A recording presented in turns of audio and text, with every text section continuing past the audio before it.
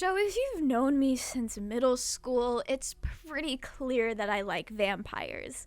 So I guess it was only inevitable that I sit down and really think about the horrible monster that is Cazador Czar. I've said it before and I'll say it again. Part of why I hate Cazador so much is because of how well written and well performed his character is. The way Astarion builds him up as this sadistic, all-powerful being, the manipulative creature we're met with when we finally meet him, and the man that's been trapped within. Cazador has a lot going on, and a lot of his depth is hidden in exploration and specific scenarios most of us are not going to experience. But it's a story worth telling, and a story that complements Astarion's, or enhances it, depending on what route you take. Cazador's story is, for the most part, told to the player backwards. We first learn of him through Astarion, one of his victims. We hear of the ways that he has preyed on the vulnerable, coming to Astarion as he approached death, offering an alternative, leaving out important details like becoming his slave forever. But you don't learn anything of him as a person, his origins, or his own tragic history until you're rolling up to defeat him, at the end of his story. Or even after his story is over, depending on the order in which you explore things. In case it needs to be said, this video does contain spoilers for Astarion's companion quest and mild Act 3 spoilers.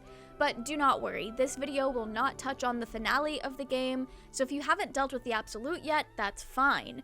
Astarion's story and Cazador's story is fairly disconnected from the overarching story of the game. We do not know much about Cazador's life pre-vampire. In fact, there's seemingly no information on it, but there are a few things that we can infer. Starting with who he was before he was twisted into the monster he is at the present. When you defeat Cazador without Astarion by your side, you are the one who opens his coffin after the fight to finish him off. In this moment, you can actually use Detect Thoughts to gain a bit of insight into this whole situation. These deathless dreams hold memories of a mortal life once forgotten.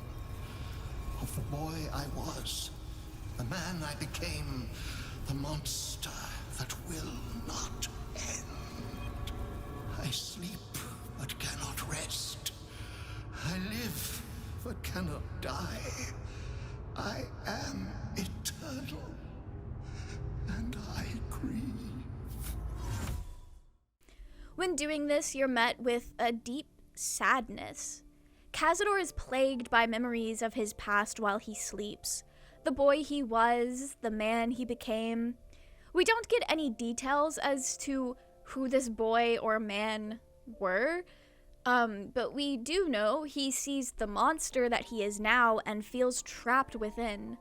He grieves for himself, for his past, for those he has lost, for the suffering that is eternal life. Cazador is not happy. Life as the Vampire Master is not all that it's cracked up to be. In Dungeons & Dragons, vampires are classified as monsters with a lawful evil alignment. Supposedly, if you had a character that was, let's say, lawful good or even chaotic good, their alignment would still shift to lawful evil after becoming a vampire. I know this is one of those rules that may be ignored depending on the game and the people in it and your dungeon master, but for the sake of analyzing Cazador and for the world of Baldur's Gate 3, I do think that this rule is taken into account, especially considering how Astarion becoming the Vampire Ascendant is his evil ending and enhances a lot of his more negative traits. The version of Cazador that grieves within also considers the Cazador before us a monster. Be it a monster in technicality or a monster based on his actions. I've always interpreted it as a critique of his actions. He specifically says the monster that will not end, as if some part of him wanted to be different, wanted to be better. Cazador's true personality is trapped and buried underneath the vampire that we know, watching as he becomes warped into a sadistic bastard, flaunting power and control.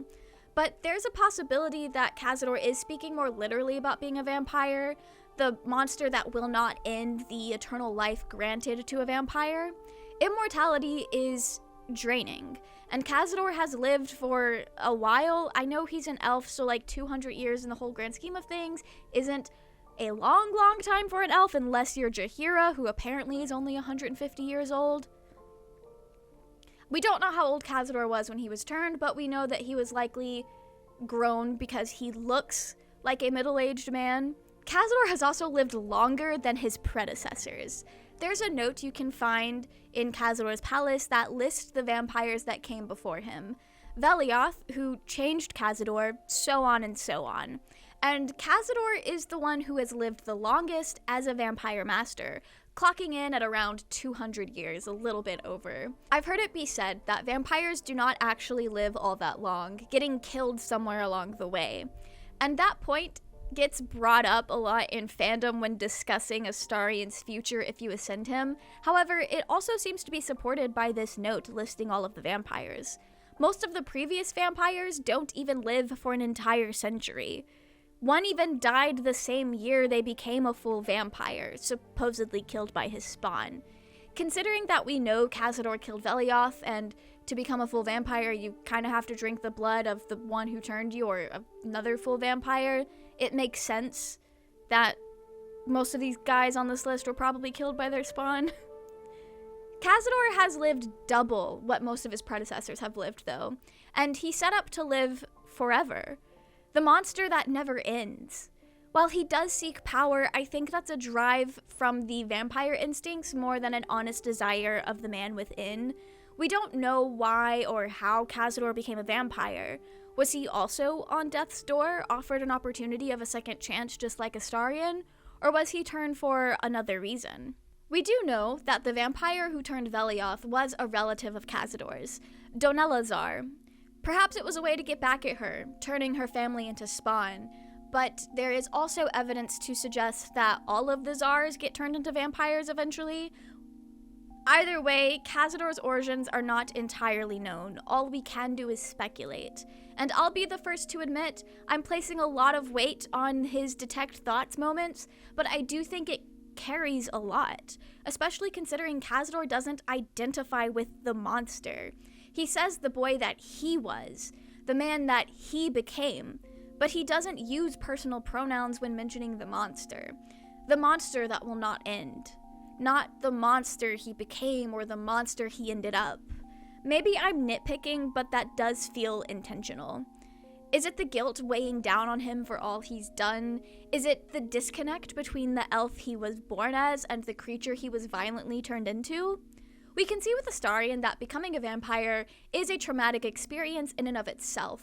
The process of being turned was agonizing, and even in better circumstances, it would have still been awful.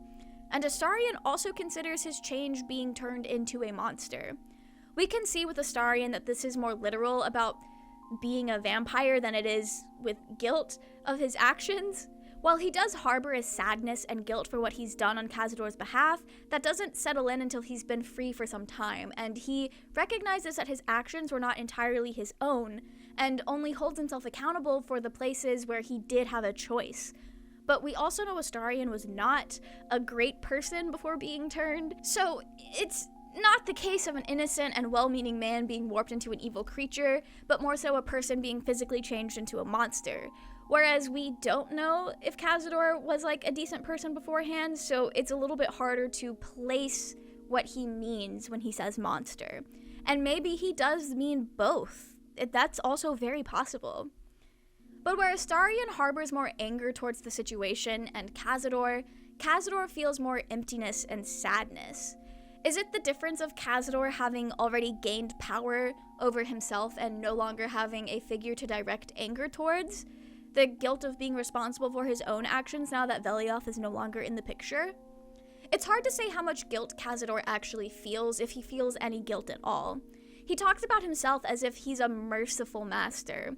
By the time you actually meet Cazador, you know that that is far from the truth. Astarion even calls bullshit, stating Cazador has never forgiven anything. Nothing went unpunished. Look at you. Crawling back after abandoning your family. You should be begging our forgiveness. Forgiveness? You've never forgiven anything. Every mistake, every slip was punished. I strove for perfection in all things, even those as imperfect as you. However, you can find Vellioth's skull in the depths of the palace, and interacting with it gives us some history into what Cazador's life as a vampire spawn was like. He suffered, just as Astarion, if not worse. It's hard to compare because we know that both Astarion and Cazador's trauma is tied to being a slave, but Astarion's story also delves into trauma revolving around intimacy and lack of bodily autonomy in regards to sex. If Cazador experienced such a thing, it's never brought up. The sexual trauma is an aspect of Astarion's story that makes it a lot more personal for many players of the game, and it does make Cazador feel more like an evil boogeyman. I do want to bring up that in a lot of media, vampirism is tended to be held up as a very inherently sexual thing, and the idea of someone being made to be consumed is often used as an allegory for some sort of intimacy or obsessive relationship or some sort of like sexual thing, and Cazador does directly tell Astarion he was made to be consumed. That is very literal, but a lot of people do kind of like take that and run with it, and I have seen people speculate that maybe Cazador probably might have had similar experiences under Vellioth, because where would he have learned that from? Why would he tell his spawn to seduce people? Like, why is that the way he's getting his 7,000 souls? Surely there's another way to bring people back. So he seems to have this like fixation on luring people back and forcing his spawn to use their bodies in a way, and maybe it's him gaining power and feeling in control after feeling so helpless as a spawn. Maybe it's him reenacting what was forced upon him as a spawn as a way to feel better about it. But that is complete speculation, and there's nothing in the game that supports that. I'm just spitballing here. However, what's actually in the game, and an attempt to make Cazador more sympathetic, we can learn a bit about what he went through by interacting with Vellioth's skull. The ways that Vellioth taught the rules of vampire existence. Vellioth's first lesson is always to dominate. Allow none to be your equal. Vellioth recalls when Cazador reached out to a former friend. His punishment was to watch as Vellioth drained his friend dry. Cazador was punished for reaching out to a friend, forbidden to have equals.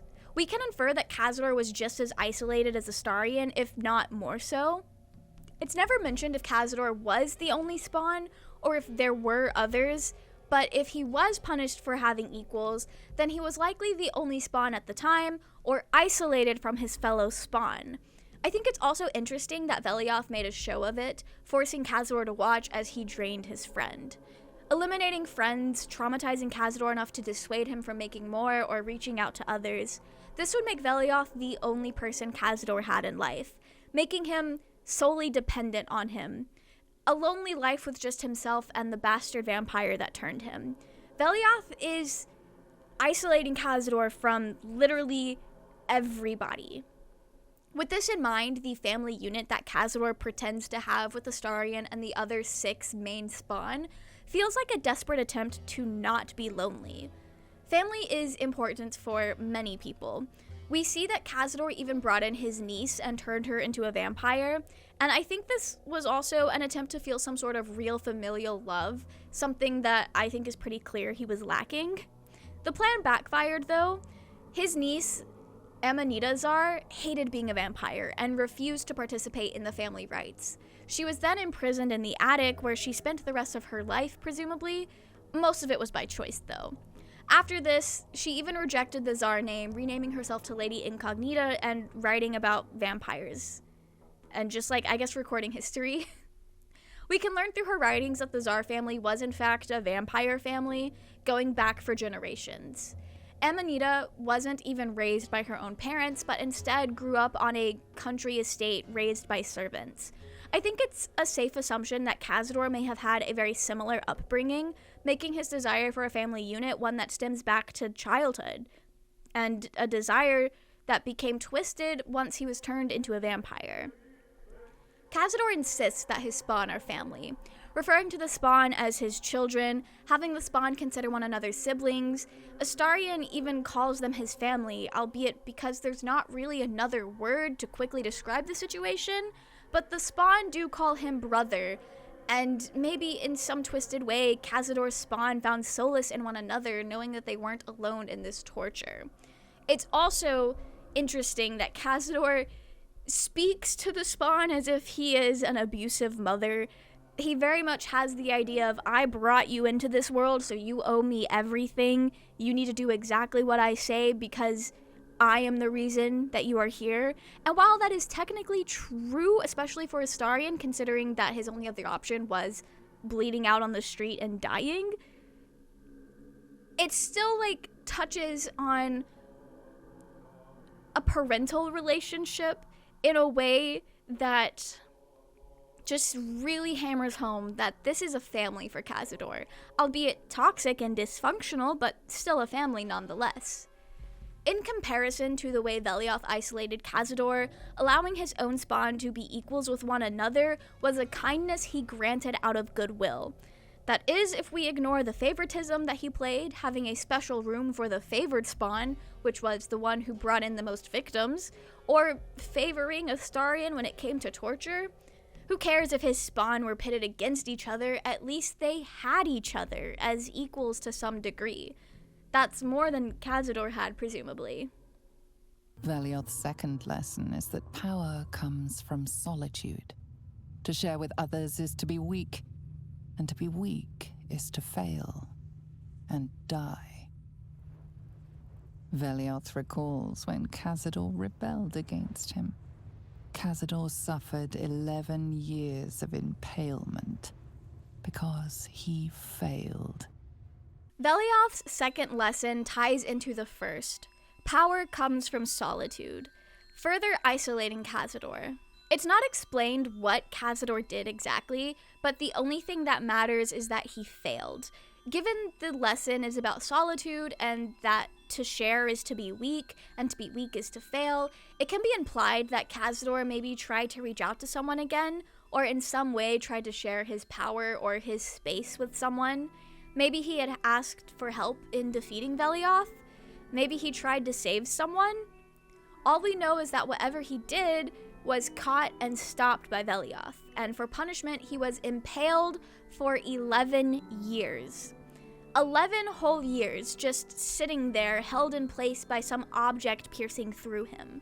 Many fans draw parallels here to Astarion's anecdote about being locked in a coffin for an entire year for letting a future victim go. It's speculated that maybe their sins were not all that different, but failure would never go unpunished, both by Vellioth and Cazador. Vellioth's third lesson is to act not in haste. A near immortal has time to plan, time to act only when others will pay the price of action. Vellioth recalls Cazador, his lessons learned, killing him in the rite of perfect slaughter. How they both laughed. Vellioth recalls Cazador boiling the flesh from his skull, and then, to mock him, clamping his schooling scroll in Vellioth's jaws. Vellioth also taught that an immortal shouldn't act in haste. This is the moment where Cazador bested Vellioth, and it's quickly followed up with Vellioth recalling his death. How both he and Cazador laughed. The mocking way Cazador propped the skull up. He finally got his revenge and became free. Cazador planned and waited for the perfect time to strike, for the time in which he would win. We see how Cazador has both followed in Vellioth's footsteps and deviated from them. His punishments, while still cruel and traumatizing, are child's play compared to Vellioth's. Cazador is a kind and caring master only in comparison to how he was treated as a spawn. but he is still unforgiving, sadistic, and manipulative. Cazador did not break the cycle of abuse here, and in an attempt to regain himself after years of abuse, he became driven by the desire to gain power over people. Overcorrected in gaining his power back, he's gone above and beyond. However, this story perfectly parallels Astarion's if you ascend him, allowing him to best Cazador, complete the ritual, and taking Cazador's place as the next vampiric master. Complete with still being manipulative, sadistic, and an unforgiving asshole. But in comparison to how Astarion was treated by his former master, the way he treats his spawn appears to be kind and loving. This video isn't about Astarion, so that's as deep as we'll dive into that pool of thought, but it is worth bringing up as a full exploration to Cazador's story. In a way, Cazador is a cautionary tale of a person turning into their abuser. On the surface, Cazador is much better than Vellioth, but underneath they're the same monster. A vampire that uses their power over others for their own sadistic pleasure. Except it can be argued that Cazador's greed for power surpasses that of Vellioth's or anyone who came before him. Cazador sought out ascension, becoming the most powerful vampire, maybe even one of the most powerful beings. Making a deal with the devil in order to achieve as much power as possible.